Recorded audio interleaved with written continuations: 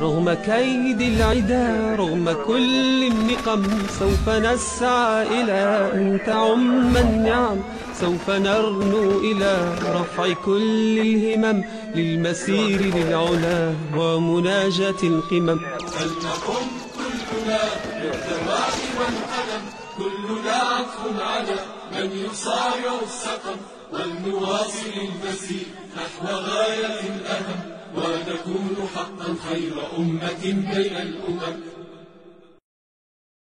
In the name of Allah, the most beneficent, the most merciful, all praise is due to Allah, Lord of the worlds. We praise Allah, we seek His forgiveness and guidance.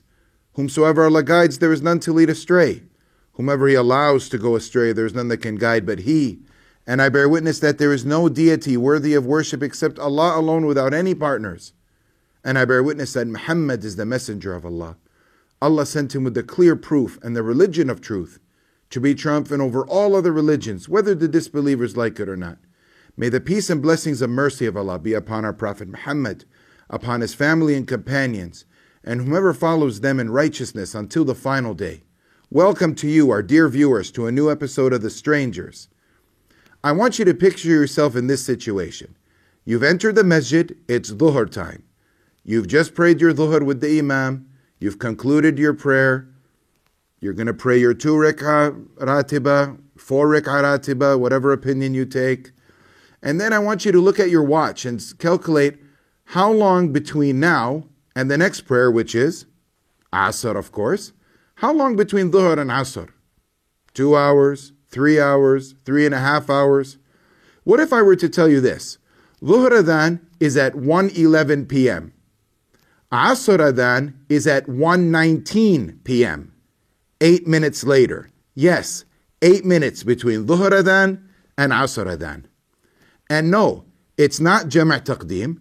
And no, it's not, you're not a traveler. This is an actual prayer time for Akureyri, Iceland. In Reykjavik, the capital, Dhuhr is at 1:26, Asr is at 1:46, a 20-minute interval. So yes, this happens in the northern European countries, Scandinavian countries. I brought the example of Iceland to show how close prayer times are. So, I mean, it's really phenomenal. If Ramadan were to fall in December or January in Iceland, they'd be fasting like 7 hours a day. If Ramadan were to fall in July in Iceland, they'd be fasting 21 hours a day. So you can imagine the huge discrepancy in there. And that brings us to today's topic. I'm actually going to tell you about a symposium to be held in London, May of next year, May 2014. The symposium is called the Al-Biruni Symposium.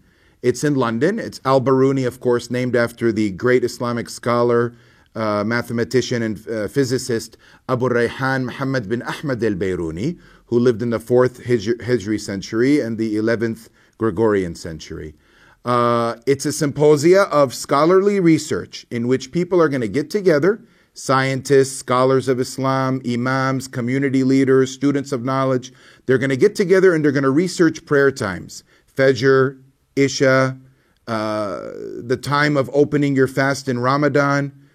All these things are going to be dealt with and discussed in an academic forum at the Al-Biruni Symposium.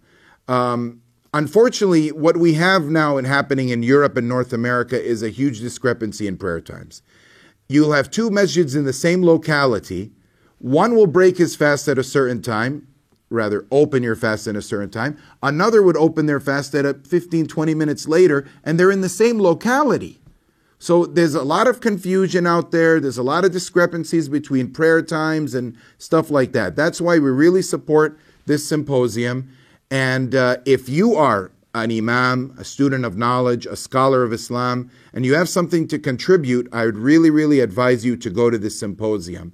The website is in front of you now. It's www.albiruni.org.uk. Pay it a visit, and thank you very much for tuning in. Assalamu alaikum wa rahmatullahi wa barakatuh. سوف نبقى هنا